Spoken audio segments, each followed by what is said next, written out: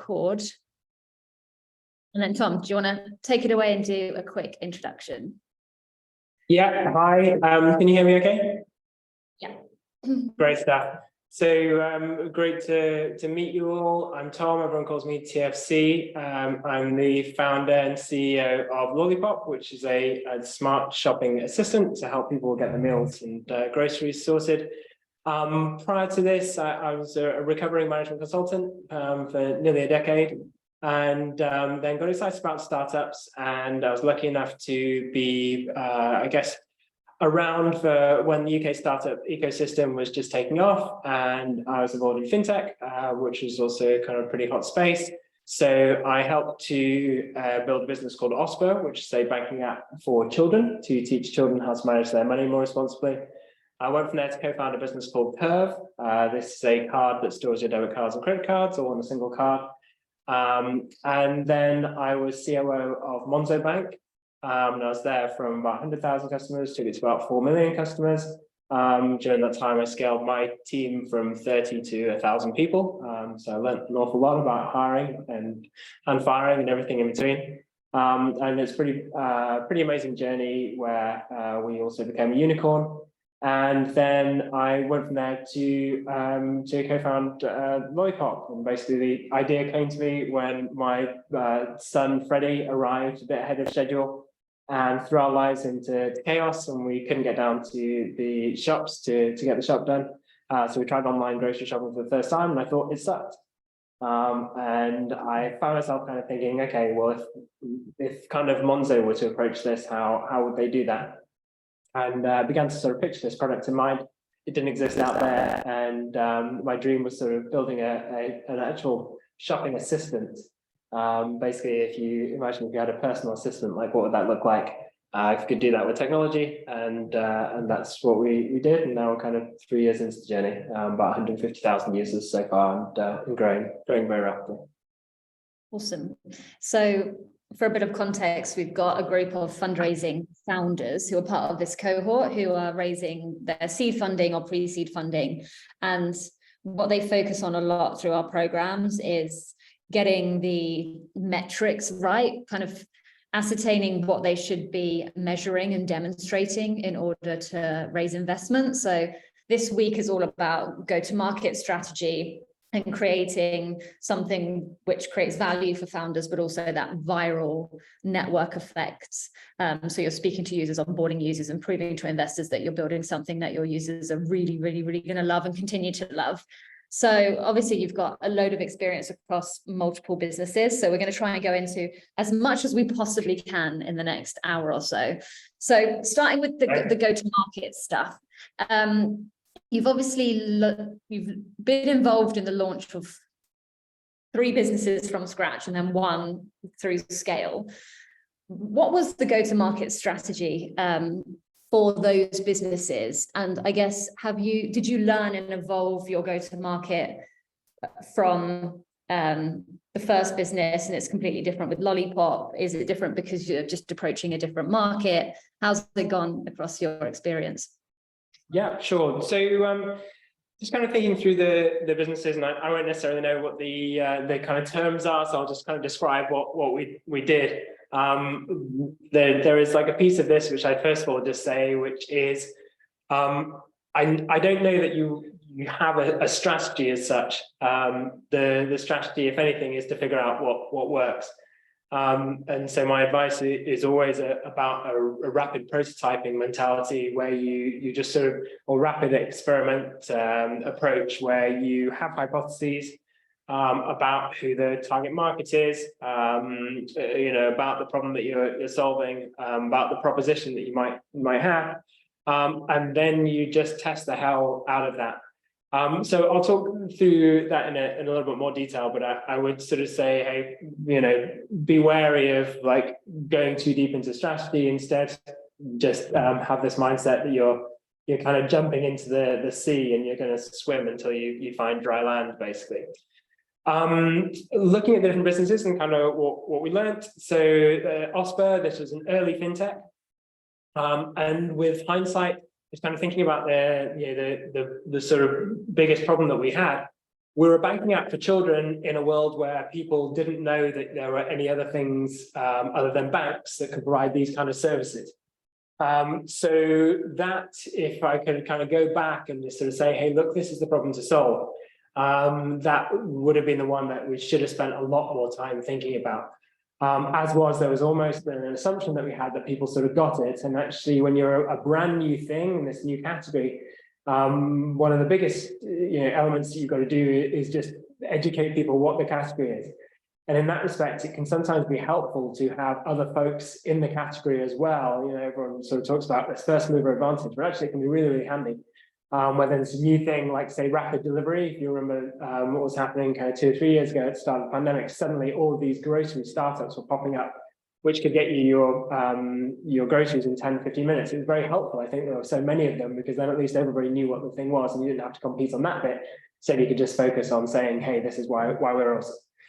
We for Oscar had to say, hey, this is a new thing. It's like a banking app for your children, but you can use us and you can trust us, though we're not a bank. And there are these extra levels of functionality that you get. So you as a parent will be able to see the activity that's kind of happening on your child's card, and we can put controls on the child's card so you can kind of protect them from some of the things out there they shouldn't be buying and so on. So that was the game, was just kind of getting that across to people. We were very focused. This was over a decade ago now. We were very focused on paid. And we were, this is really a big Facebook game, which was the big platform at the time. And when I think about it, the crazy thing is we had all these kind of great ideas and we were kind of testing things out. And we wanted to hit 10,000 users after launch, had all these things that we were going to try. And then our investor, one of our investors was Davina McCall, who you may know, so a TV celebrity. And she tweeted about us, and we got our 10,000 signups in one day. And so this can again be the reason why strategy just goes out the window. Instead, you get a bit of luck, albeit luck that we'd sort of created. This wasn't a sort of chance thing. We'd got her as an investor. Then she did this tweet, and that's it. We had kind of 10,000 people and had hit the goals. And so then it's like, okay, well, what should be the goals? And started kind of getting into it. Millions more I could say about that, but I know lots to cover. So that's the my Osprey experience. Try lots of things, and it will turn out one thing was the thing that really takes off. Remember education. With Curve, it was that was kind of almost on steroids. That problem of not knowing what you were. We had created a card where you could take your existing debit cards and credit cards, leave them at home, and use this new thing. Now, this at the time was amazing. Now we have Apple Pay. Now we have Google Pay.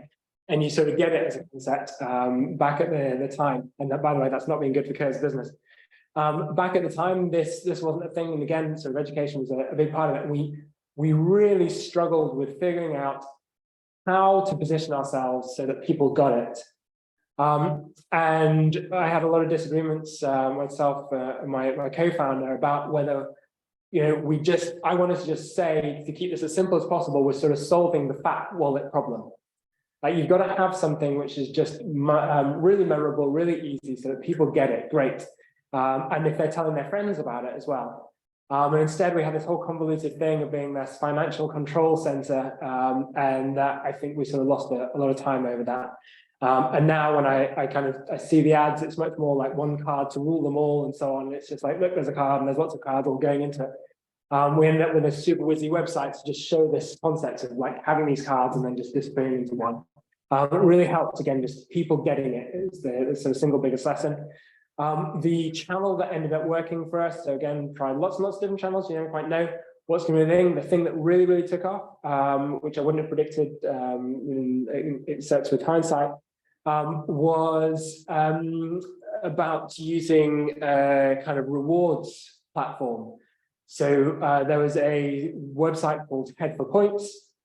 A little kind of hack you could do with us was you could stick your American Express in as one of the cards on the back end, and then use the Curve card at places that didn't take American Express, and end up earning these extra points. heavy points folks, which is all basically full of management consultants, pretty much looking to maximize their ways of getting loyalty points in different ways. Just love this. And this was just we did thing after thing with them. They would share our code, and it was a fantastic sort of way of just getting going. Interesting caveat on that, just to say, they ended up being a terrible customer segment to have. Terrible. They're completely disloyal, and all they care about is their sort of hacks. When we lost Amex hated us doing this, so we had to switch that off. They were really mad, and so on. So again, it's one of those things where you should try to be as intentional as you can about the customer segment you're going after, and then kind of make your proposition kind of match that. The Monzo journey, I feel like it might be one, and I think, Purdy, your plan is to sort of talk about that in more detail. So maybe I'll kind of come back to that. If I was going to summarize it just in a line, it was hype and virality. 90% of Monzo's growth it came from word of mouth. And the question there is like, how much of that is repeatable? How much is kind of a playbook? We'll absolutely talk to it, and then you can sort of figure out what the lessons that came from that. And then the learnings on Lollipop for this business, this was my first step into grocery. And again, this is a new thing, right? This is a thing that didn't exist before, and we sort of got this educational piece, like the what are we? The absolute sort of greatest piece of learning for how we got to the other side of that was we changed our website infrastructure, of all things. So we changed basically the tech that our website was built on, so that we could spin up new landing pages with zero code-ish, very low code, but it meant that we could spin up loads and loads of landing pages. And this was beautiful for Lollipop. What we're able to do then is we tested 30 or 40 different propositions, all different ways of talking about this thing. A smart shopping assistant, the way to get your meal planning done, like a recipe box, but for supermarkets, and so on. So the big shop in little time. We tested 30 or 40 different propositions. All of them had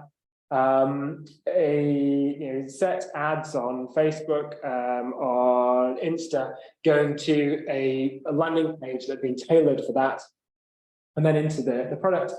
And we could just see them tracking our conversion and attributing it back to the right sites, to just understand which one's the one that kind of works most effectively.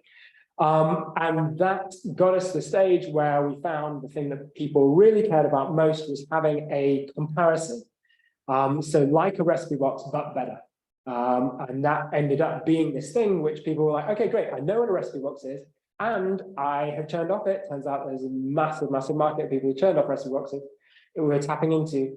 And still to this day, we haven't had anything that kind of beats that in terms of the way that we describe the proposition to get people in. Most of our growth comes from, about half of our growth comes from paid, and then half our growth is organic. And we're now just getting more sophisticated on this, and we're going to be sort of pushing in to increase the organic level, so that we can get this to a kind of viable level, using some of the lessons from Monzo. So that was a kind of super speedy tour of the four businesses in about kind of 6 to 7 minutes, and then we can go into more detail on Monzo if that would be helpful. Yeah, we can dive into some more detail. One question, because the talk that we just had was on speaking to your customers. Did you do customer insight interviews across any of those 4 businesses before you decided on the marketing messages that you were going to go with? Or like when you're talking about Lollipop and the different landing pages, was the feedback from that's what informed the marketing message, or did you combine it with speaking to users and getting feedback on the problem? Yeah, for sure. So you have 2 different types of research, kind of quant and qual, and there's user-based research versus let's say kind of general market research. And so we when we're thinking about those different propositions, the drivers for what we could do there was part brainstorm of our own ideas of how to describe it, but also we spoke to our existing customers and said, what is it that you love about Lollipop? And, how do you describe it to friends and so on? That gave some insights. We spoke to non-customers and just talked about, found out about what were the problems that they had in this space and built up this, a really nice map of what we call jobs to be done, which you may have come across. It's a lovely framework to just sort of say, look, customers don't buy products, they hire you to do jobs for them. So this was how McDonald's discovered that actually one of the biggest jobs for people getting milkshakes on a commute wasn't about, well, certainly wasn't nutrition, but it wasn't about sort of filling them up necessarily. It's about something to do. They liked the thickness because it just gave them something to do. It's sort of fascinating. That was a job that they were doing that they'd never have imagined without kind of speaking to customers. So yes, we would sort of get these insights from customers and use that for the 30 or so different propositions. And then what you can do is look at your conversion data, and you can look at things like what were your goals on signing up, and you'll get a breakdown. So we established 80% of people who were interested in eating more healthily on sign up. And then you can look at those same stats, but of the user base, of people who shop 3 times, of people who shop 5 times, and so on. And it's a great way then of establishing, okay, which of our, you first of all know what is the sort of latent demand within the market, and then how are you satisfying it? Are you actually managing to deliver on that proposition or not, in terms of the people that stick around and that you retain? Awesome. So we're going to dive into a bit more detail about Monzo. Correct me if I'm wrong. This is what I found out. So you joined Monzo just as they got their banking license, and they weren't at 1 million users yet. And then you joined just as it kind of got the banking license and then scaled and acquired way more users. Is that right? Yeah, something like that. I was involved with Monzo a little bit from the start. So I'd met Tom Blom when he was at Starling. I'd thought about that as a route, but ended up I decided to found Curve, and he asked me to be the COO, the starting COO at Monzo. But I'd just sort of shaken hands to do the Curve thing, and so said no. That turned out to be a very expensive mistake, but thankfully he came back and asked me again a few months later. So I was part of I told him about prepaid. I told him he could get the business going on prepaid, and did those introductions to kind of get the thing off the ground. And we stayed in touch, and so I was pretty close to what was happening there. I can claim zero credit for how amazingly successful it was. But it's sort of pretty close to the journey. So, and yeah, when I joined in 2017, it's about 18 months in, we're 100,000 customers. And when we started talking, it's about 10,000 customers, and it went from 10 to 100 in like no time at all. By the time I actually kind of came through the door. And then we went from 100 to 4 million customers over the next few years. And yes, we got the banking license after I joined, and then got everyone onto the banking products, and started in a different space thing called prepaid that allows us to get going quickly. Then we had to get everyone across, which was incredibly painful, especially if you're the guy in charge of operations, which I was. So anyway, I'll tell you about you're interested in growth, right? So let's kind of talk to this stuff.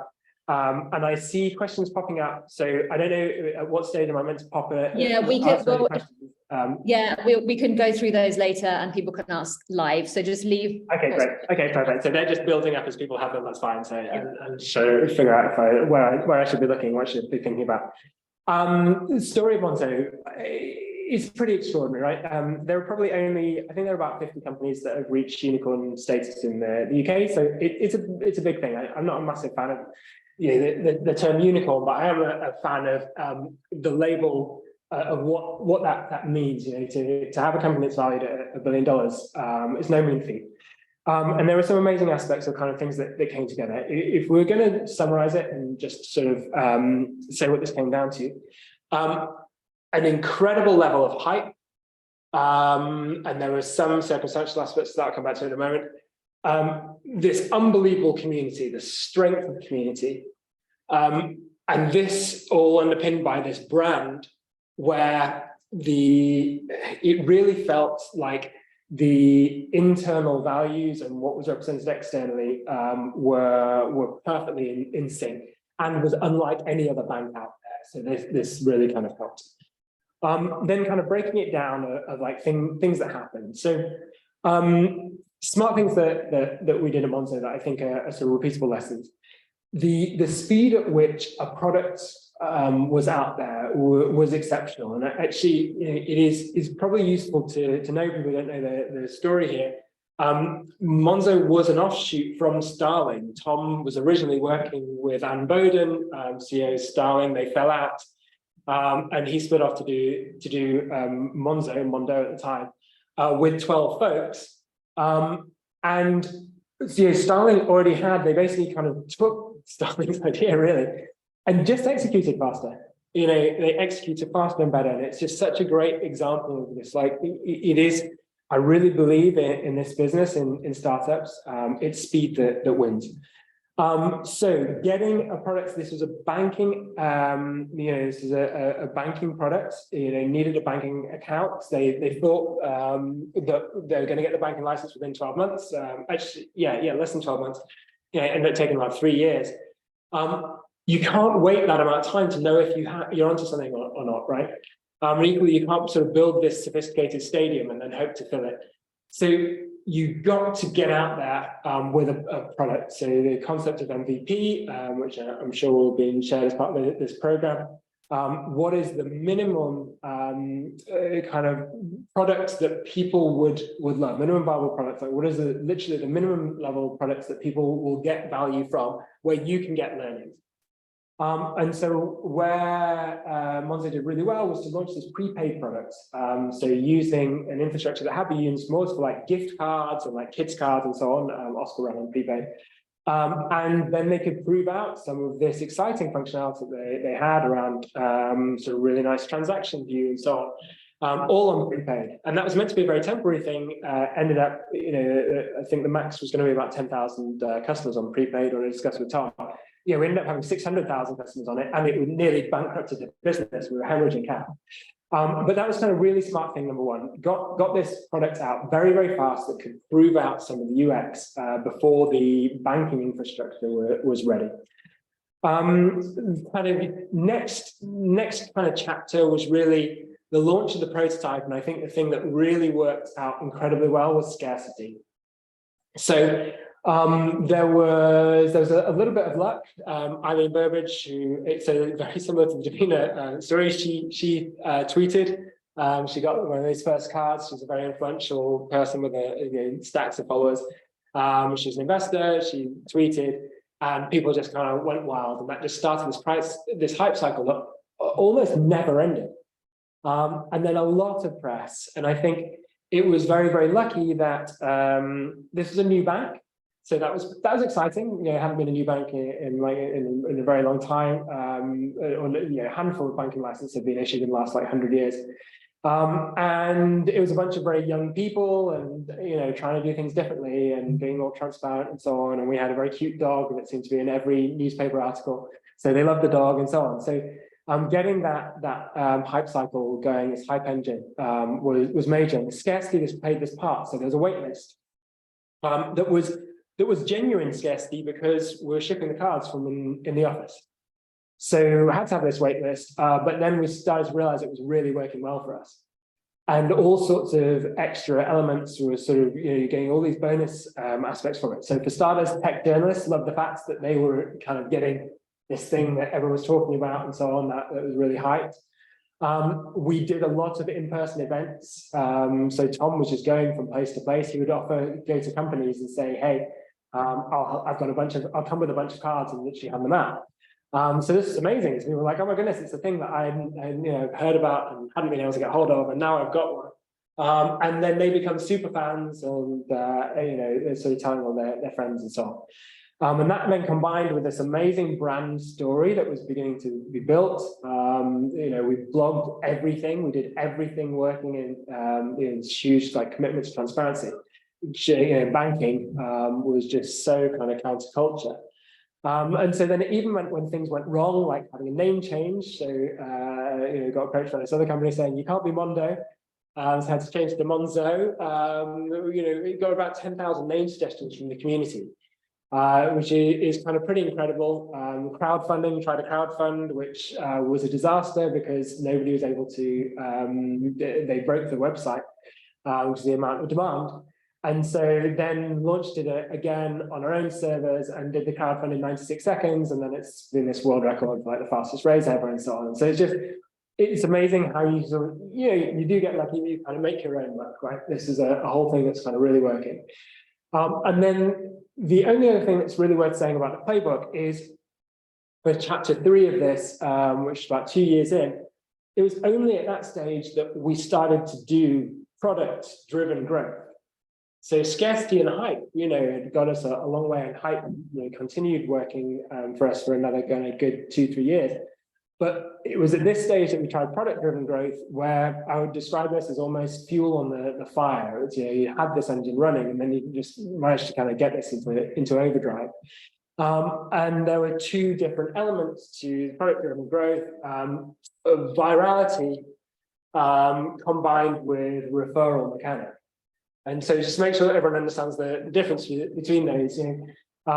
Having a viral feature, there was a product called Mailbox, which I don't know if anybody knows, anybody's old enough to know who's been in tech for a while. But about a decade ago, this product came out, which had some genuine game changers for email management. You could snooze, you could swipe away emails.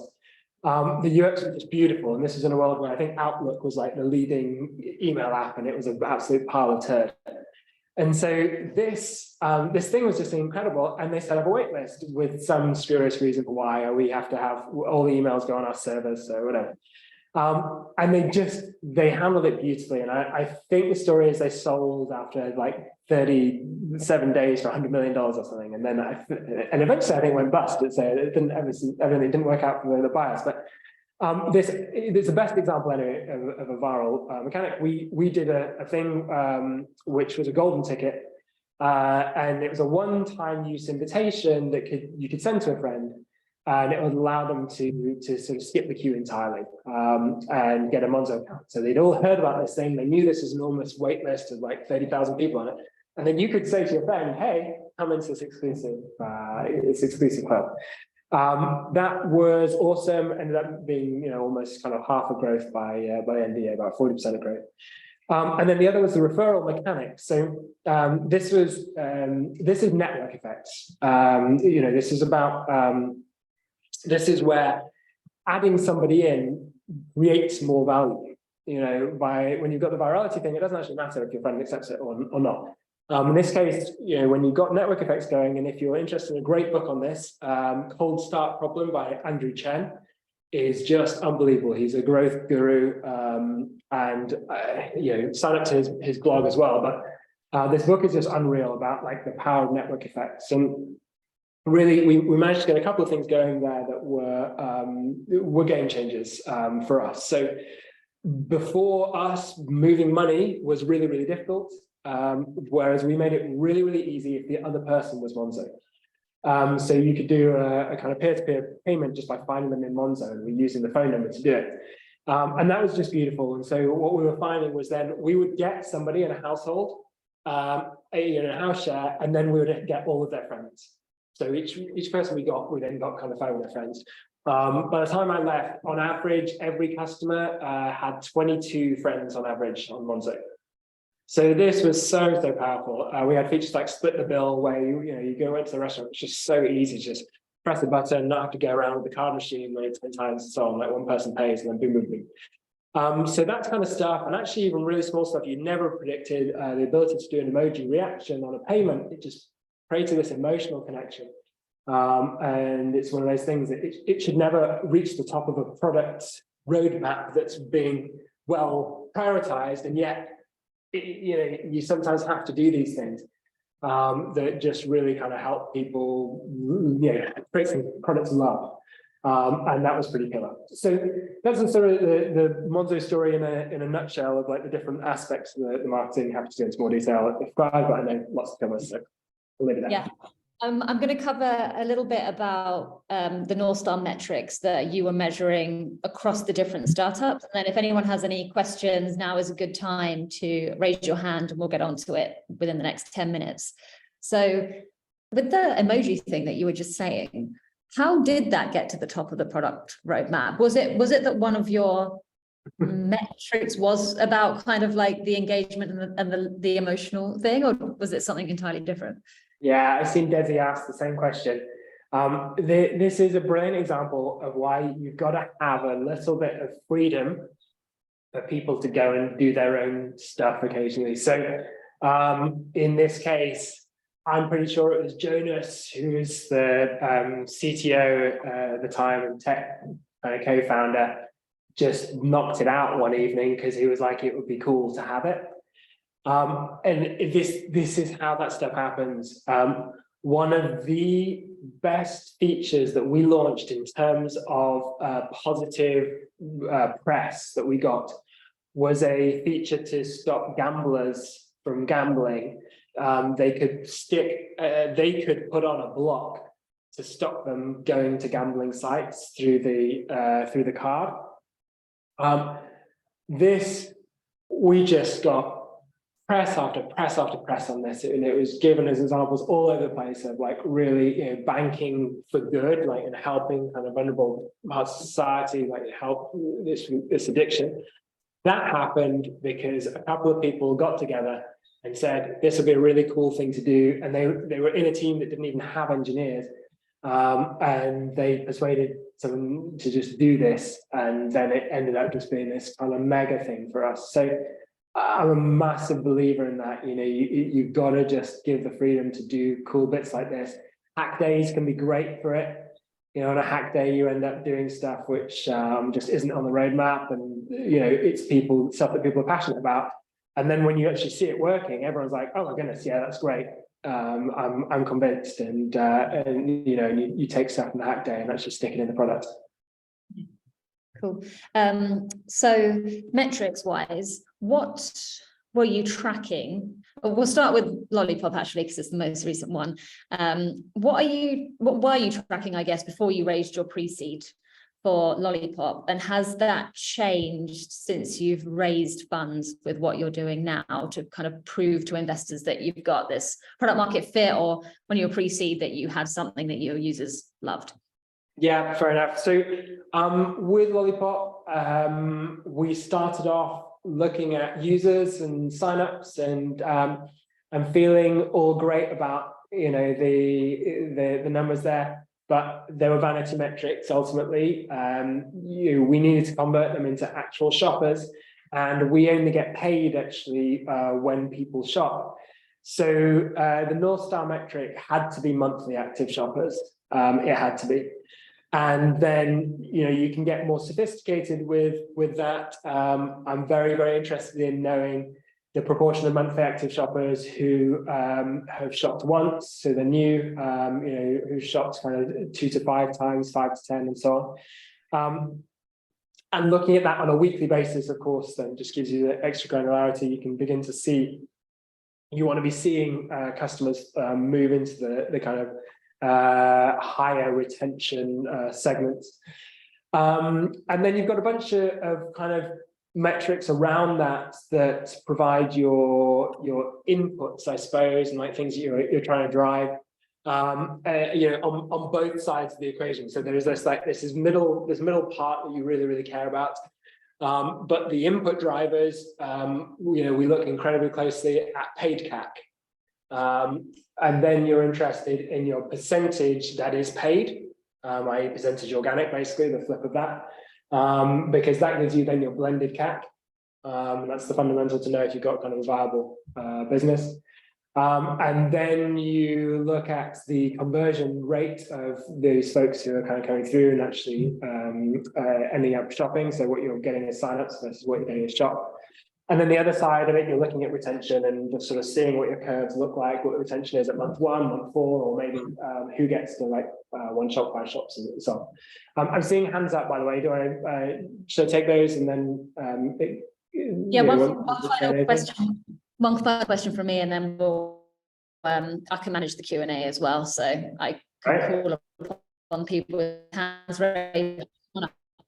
Raise your hand. Just on the metrics, and I guess working it into. Oh, it's frozen. Sorry, I just froze. Can you hear me? I could. You turn into a Dalek for a moment, but you're back.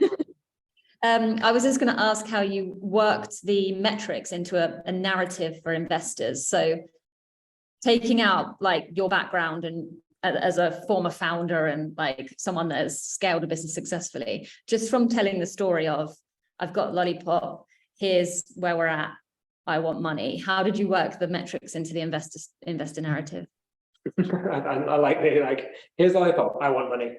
And so let's have a think about it. There's a couple of things to say. So one is the story really can't be about metrics at the early stage. You've got to get them excited.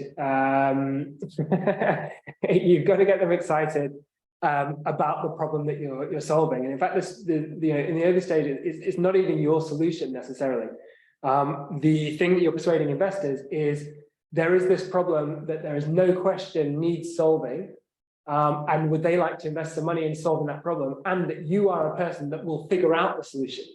So many people, especially kind of first-time entrepreneurs, think it's about persuading them that you've got this amazing solution. It's like, no. The thing that you end up actually kind of scaling with in sort of 4 or 5 years' time will be so vastly different. It might even be in a different kind of space and so on, the pivots that you'll have to make. So the investors need to know you're that person that is going to, jump into the water and just swim for dry land rather than jump into the water and just kind of go in one direction. Being like this is the way to do it. So that's my kind of view on sort of telling the story. With regards to metrics, and if you are required to sort of show some proof, it's got to be about just proving that this is a real problem. And so for me, those early conversations were all customer validation. Again, I'm a great believer in getting the answers from books. There's a book called 4 Steps to the Epiphany by Steve Blank, which is the book that Eric Ries took to write Lean Startup, which ended up being the much more famous one, but it all came from 4 Steps to the Epiphany. And it's a horrible book to read, so I'll just kind of summarize it for you because it's a textbook that's horribly unwieldy. But the only thing that matters at the start is customer validation. So customer discovery, customer validation, it's just like, are there customers out there? And then validating the problem. And so you should just do all that you can to quickly create ways of testing that there's a problem there and not worry at all about the solution. So that's the bit that good investors are focused in on. It's like, basically, who are you speaking to? Like, how many people have you spoken to? And what's the data coming through? So when we said, I interviewed over 100 busy families, we then surveyed over 1,000. And we found that 80% of people were spending over an hour a week on shopping. I can say to investors, do we think living in the future that people are going to spend an hour a week on meal planning shopping? No, right? Everybody's in agreement on that. Nobody's going to be doing that. So, am I going to be able to build a solution? Maybe, maybe not. But do we all agree that this is a thing that we might solve and that nobody else is focused on? Great. Okay, now give me your money. Love it. Thank you. Ganesh, do you want to ask your question? Yeah, thanks, Tom. So I'm the co-founder of an app called Spin, which helps you find tennis partners nearby. What I'd like to ask is about wait lists. Is there any particular requirements that you need to have to make a wait list work? Because we're thinking, for example, we don't currently allow you to sign up if you're not in London because you need other people to play with. But if we launch in New York, should we start something like a new area with a wait list to get enough people there? But we don't know whether it would work or not. So anything you can suggest on that? Yeah, absolutely. My thoughts are, based on my experience, just to warn you, sometimes wait lists don't work. So, we did a wait list for Lollipop, and kind of screwed it up. I think it wasn't necessarily a bad idea, but it was poorly executed. So we had it on web. You gave your email address, and then nothing happened. You know, and so I haven't learned lessons of Monzo. Like the Monzo waitlist, the reason why that is so powerful was you were on mobile, and you saw this cute little kind of guy waiting at the bus stop. You know, you're kind of waiting to get in, and you could see the number building. You knew how many people were ahead of you and how many people were behind you, so you sort of knew where you were in the queue. And then you could start to stick some mechanics on it to be like, hey, well, look, if you share this and so on, you can actually bump your way up it and so on. So there's some cool things going on there. I think you're in sort of the ultimate definition of like a kind of a marketplace where you've got of network effects, right? Yeah, correct. Basically, talk about better with friends. Like tennis without a friend is a really bad game. So for your platform, having there's a minimum viable density that you're going to need to reach in each city. You know this stuff, right? So yeah, waitlist could be interesting, but I guess you've also got to figure out what your minimum viable density might be. Getting postcodes, you know, just get everybody in BD9, and that's enough for you to kind of have enough density to kind of get going. So think really carefully about when your waitlist kind of clicks into activity. People don't want to be on waitlist for long. You can expect, unless you've got a super hot product, you know, you can expect a bunch of drop off from the waitlist experience. So, you know, you've got to be careful with kind of how you use it. But yeah, you might want to think about it for postcodes. Great. Thanks, Tom. No worries. Marco.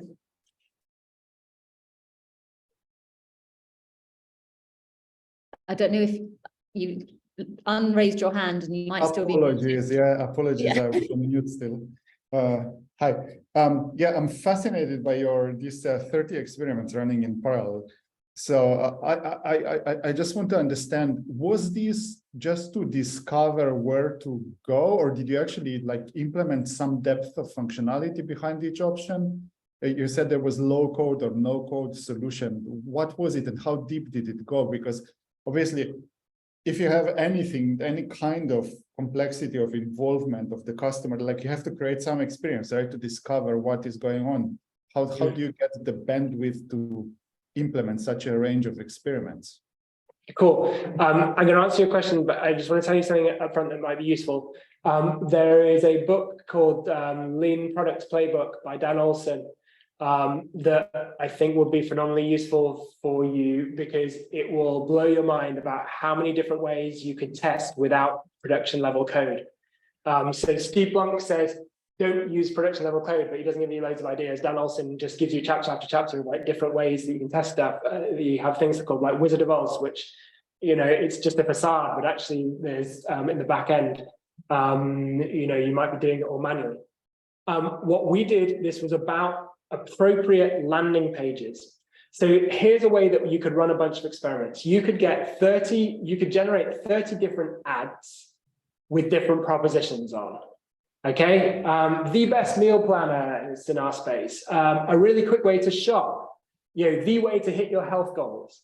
There's a very different routes into the same product. Our products can be used for those three things. It is a speedier, it's a nice meal planner, it's a speedier shop, it helps you get healthy.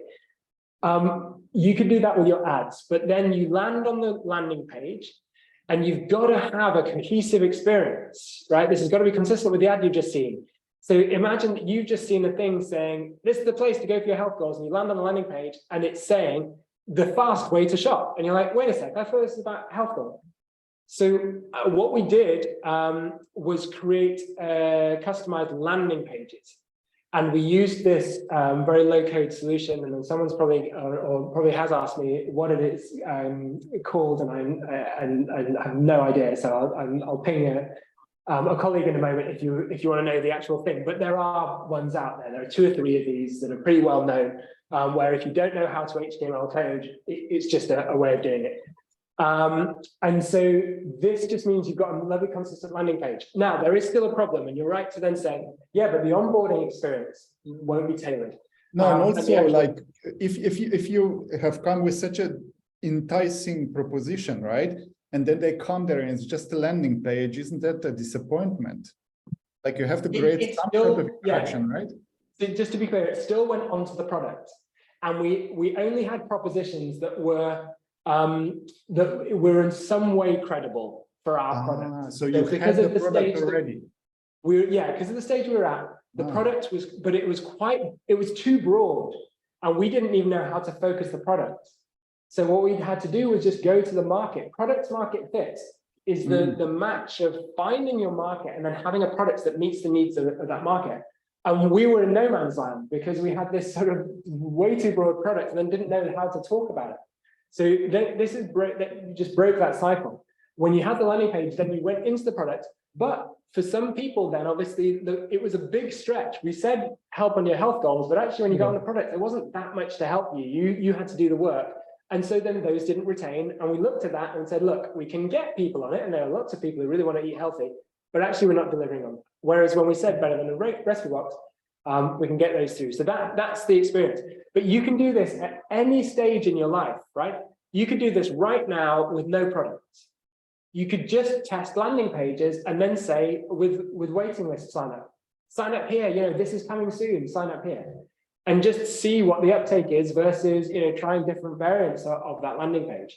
So like in B2B, obviously, like in B2C market, you have essentially customers to burn, so to speak. In B2B market, you don't want to, burn potentially valuable customers because there are much fewer of them.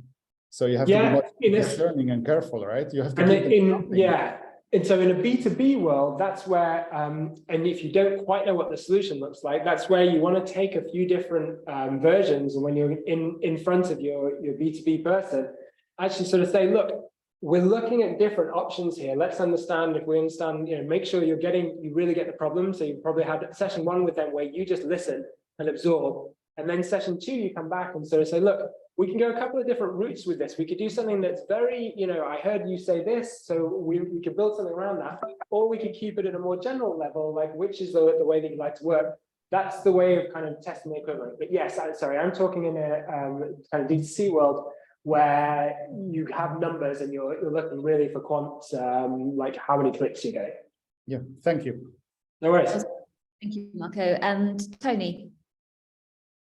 Thanks, Bertie. Hi, Tom. Great presentation so far. The question I've got is around the networking effect, but if it's on the client side. So I'm a co-founder of a B2B SaaS RegTech engine doing regulatory reporting for banks. The problem is that banks are categorized between your tier 1 JP Morgans all the way down to your very small banks. And each one of those has their reference points or their reference to each other within those tiers.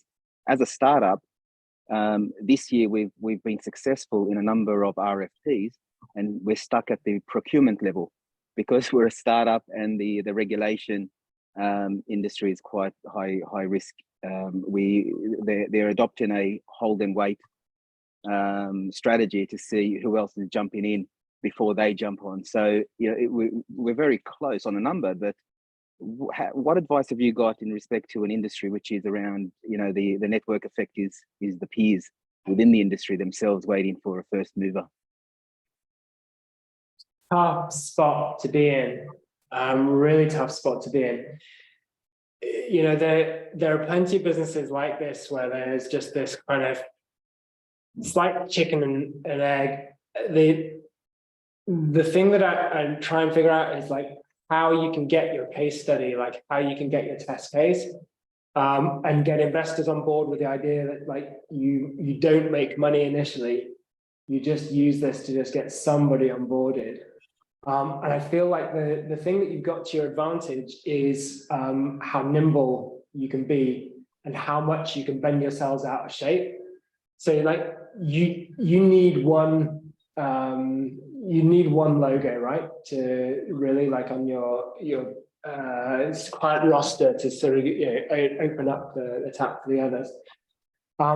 When we secured Sainsbury's, and they're the number 2 grocer in the market, And there is a playbook there about, we figured out the sort of 4 different elements that we're going to need to get right in order to get this. So there was support, and that meant both senior stakeholder and then the decision maker, and then understanding who were the other folks who could veto it, which were product and tech. So you need to like kind of turn them all green on your little kind of matrix tracking this stuff. And then there was like the tech feasibility, there was the brand alignment and so on. It's kind of 4 areas that we're looking at. And I picked Sainsbury's because I had like one great contact as a senior person there. And I used that for the first phone call, who she then introed me to the other folks and so on. And it, you know, still in this day and age, it's still down to relationships. So if there's any road that you've got, like anybody can just get you in, so that it's not you cannot be in a position where you're in a, you know, it's like the standard process, because it's Hunger Games. You'll actually never kind of make it through to the end alive. You've got to find some way to sort of get that thing going with just one player, like somebody where you've got a personal connection, or via somebody. And then you do your homework to get all the people, like speak to people, pitch to them individually, build one-on-one relationships, so that you've then got the support piece in place and advocacy, know who can veto it and speak to those folks, and then make sure your other kind of boxes are ticked and just get one over the line and do it for free.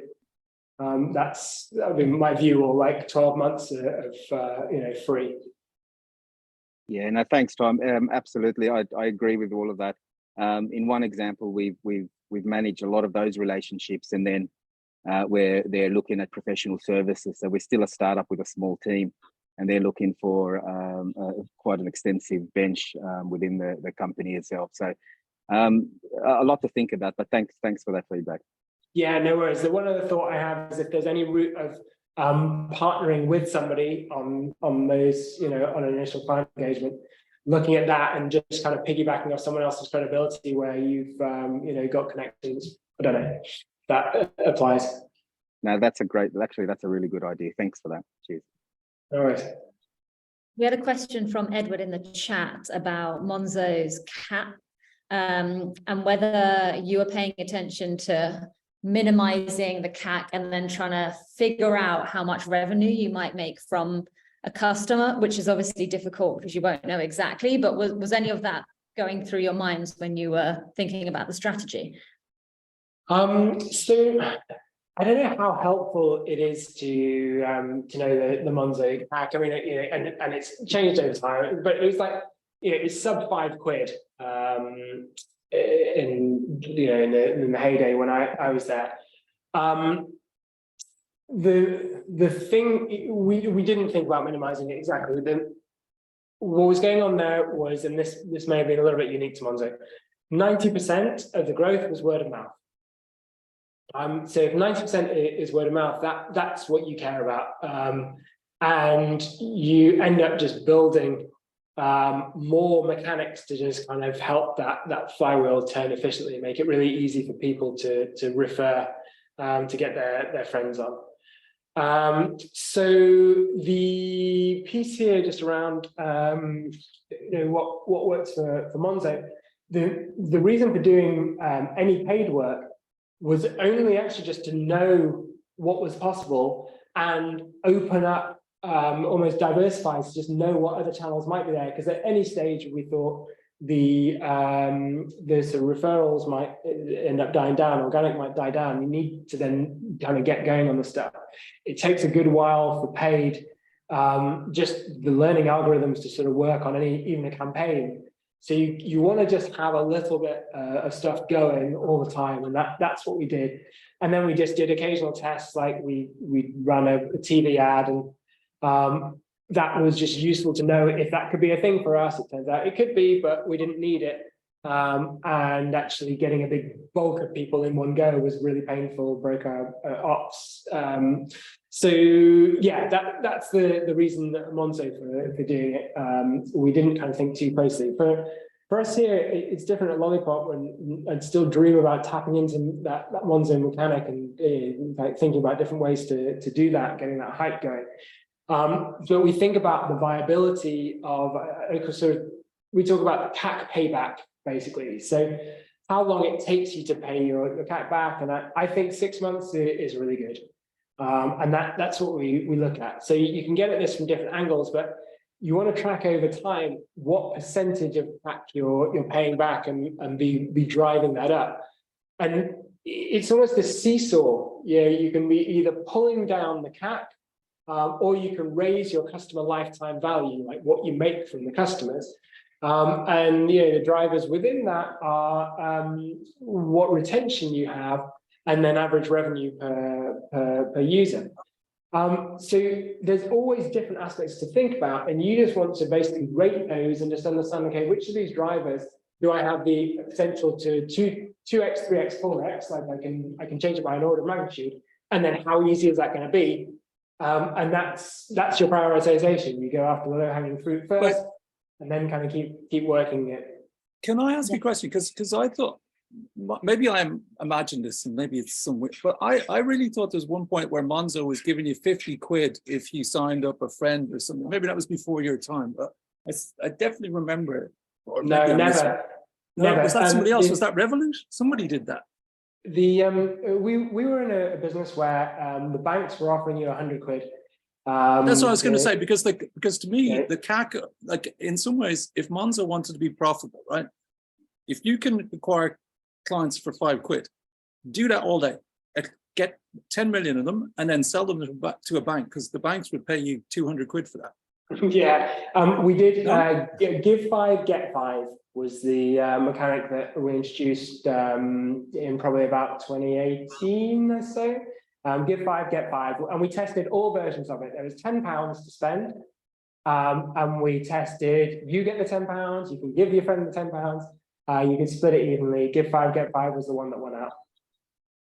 Yeah, that tied into Ganesh's question, I think, which is about incentivizing referrals, which happens a lot across the board with subscriptions that I've got, and it works for me. But have you had success with it, generally speaking, Tom? Yeah, so the reason for doing it was we had a working mechanic, a working referral mechanic. You had a product that people loved and wanted their friends to be on, and then we found a way to fuel that. I couldn't emphasize enough that without that in place, it doesn't work.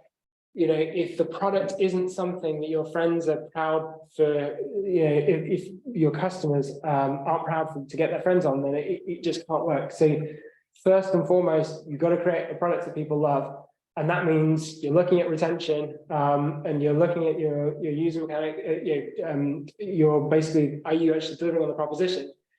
If that's in place, and people are naturally referring, so they are contacting you saying, God, this is really hard to refer friends on and so on. And do you do any incentives? That's great. That's the time when you're like, okay, great, let's introduce this. Yeah, really useful. Thank you so much. I know it's just after 4 and you've got a packed schedule, so we'll stop there. Really appreciate your time. Thank you for sharing all those insights with us. All the best. No problem at all. Great to meet you, and good luck with your businesses. Take care. Thanks. Cheers. And for everyone else, we'll see you on Wednesday. I'll stick around for a couple of minutes if there are any specific questions that you want to ask. Otherwise, you can log off and we'll send the recording and any slides around later.